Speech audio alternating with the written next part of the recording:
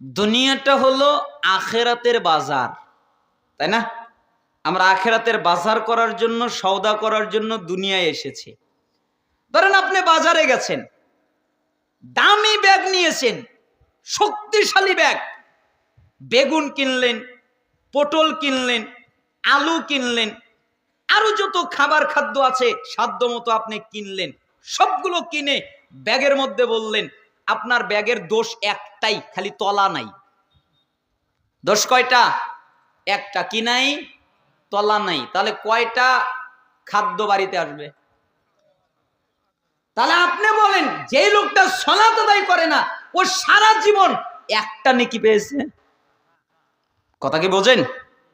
একটা নেকি ওর নেই। দান করলে নেকি হয়, কিন্তু আর নেকি তো নাই, পড়ে গেছে। সাদাকা করলে নেকি হয়, কিন্তু আর তো নেকি নাই, পড়ে গেছে। উত্তম আচরণ করলে নেকি হয়, কিন্তু আর নেকি তো নাই, পড়ে গেছে। কেন? যারা সালাত আদায় করে না, তারা আল্লাহর ভাষায়, রসুলের ভাষায়, সাহাবীর ভাষায়, তাবির ভাষায় তারা মুসলমান নয়, তারা কাফের।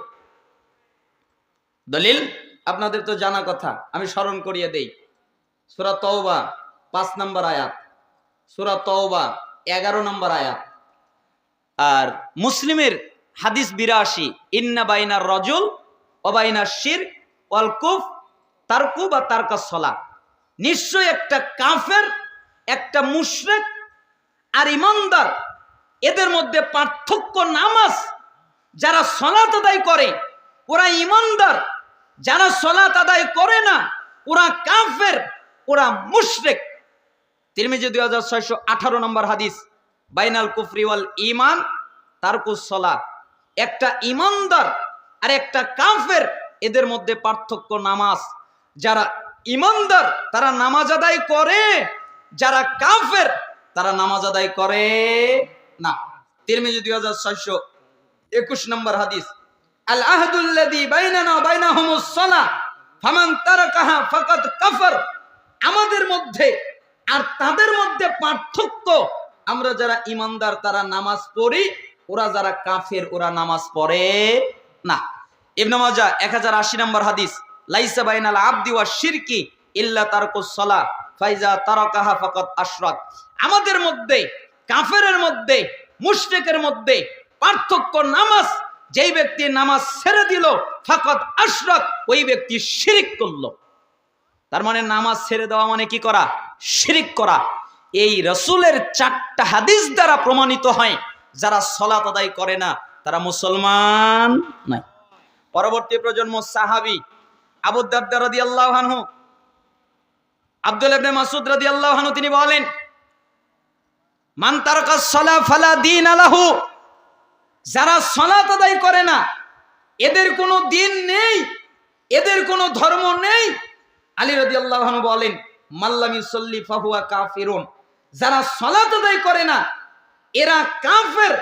আবু দারদা রাদিয়াল্লাহু আনহু তিনি বলেন, লা ঈমানা লিমান লা সালাত লাহু। ওই ব্যক্তির ঈমান নেই যেই ব্যক্তি সালাত আদায় করে না, তার ঈমান নেই। তাহলে সাহাবীদের ফতোয়ায় যারা নামাজ পড়ে না ওরা কাফের না মুসলমান? পরবর্তী প্রজন্ম তাবি, তিরমিজি 2622 নম্বর হাদিস, তিনি বলেন, কানা আসহাবু মুহাম্মদ সাল্লাল্লাহু আলাইহি সাল্লাম লা ইয়ারাউনা শাইআম মিনাল আ'মাল তারকুহু কুফরুন গায়রাস সালাহ। আব্দুল্লাহ বিন শাকিক তিনি বলেন যে সাহাবীরা আমলের মধ্যে কোন আমল ছেড়ে দেওয়াকে কুফরি মনে করতেন না, একমাত্র নামাজ ছাড়া কেউ যদি নামাজ ছেড়ে দিত তাহলে তাদেরকে কাফের মনে করা হতো, কুফরি মনে করা হতো। একমাত্র নামাজ ছেড়ে দেওয়ার কারণে ইসলাম ভেঙে যায়, ঈমান ভেঙে যায়, ইসলাম থেকে বের হয়ে যায়। তার মানে আল্লাহর ফতোয়া, রাসূলের ফতোয়া, সাহাবীর ফতোয়া, তাবির ফতোয়া, এমনকি পৃথিবীর যারা বিখ্যাত আলেম উলামা তাদের ফতোয়া, যারা সালাত আদায় করে না তারা মুসলমান নয়। এইজন্য উসাইমিন রাহিমাহুল্লাহ একটা বই লিখেছে, হুকমু তারিকুস সালাহ, সালাত পরিত্যাগকারীর বিধান। এর ভিতরে তিনি অনেকগুলো বিধান এনেছেন। এক, যে নামাজ পড়ে না সে ওয়ারিস হবে না। সন্তান নামাজ পড়ে না, বাপ ওই সন্তানকে সম্পত্তি দিতে পারবে না, হারাম। যেই বাপ নামাজ পড়ে না ওই বাপ যদি কোনো মেয়েকে বিয়ে দেয়, বিয়ে দেওয়ার জন্য ওলি লাগে। ওলি হতে হয় বাপেকে, আর ওলি হওয়ার শর্ত দিন লাগে। কিন্তু যদি সলাত আদায় না করে মেয়েকে যদি বিয়ে দেয়, তাহলে বিয়ে হয় নাই, বিয়ে বাতিল।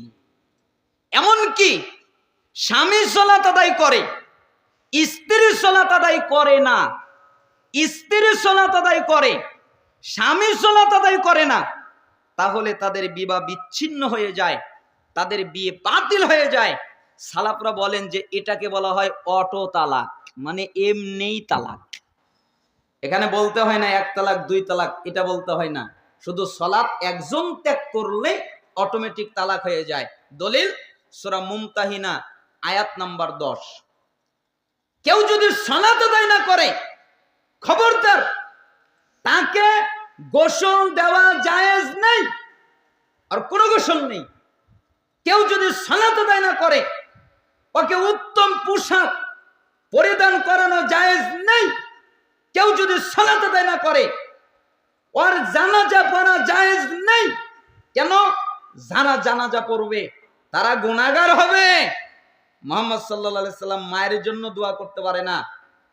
মুহাম্মদ সাল্লাল্লাহু আলাইহি সাল্লাম বললেন, আমি আমার মায়ের জন্য দোয়া করার জন্য অনুমতি চাইলাম, আল্লাহ আমাকে অনুমতি দিলেন না। আমি জিয়ারত করার অনুমতি চাইলাম, তখন তিনি আমাকে অনুমতি দিলেন। মুহাম্মদ সাল্লাল্লাহু আলাইহি সাল্লাম চাচার জন্য দোয়া করতে পারে না। মা কানা লিন নাবিয়্যি ওয়াল্লাযীনা আমানু আইয়াস্তাগফিরু লিল মুশরিকিন। নবীদের জন্য আর ঈমানদারদের জন্য জায়েজ নাই মুশরিকদের জন্য ক্ষমা প্রার্থনা করা। তিনি তার চাচার জন্য দোয়া করতে পারলেন না, তা আপনি কিভাবে বেনামাজির জন্য দোয়া করবেন?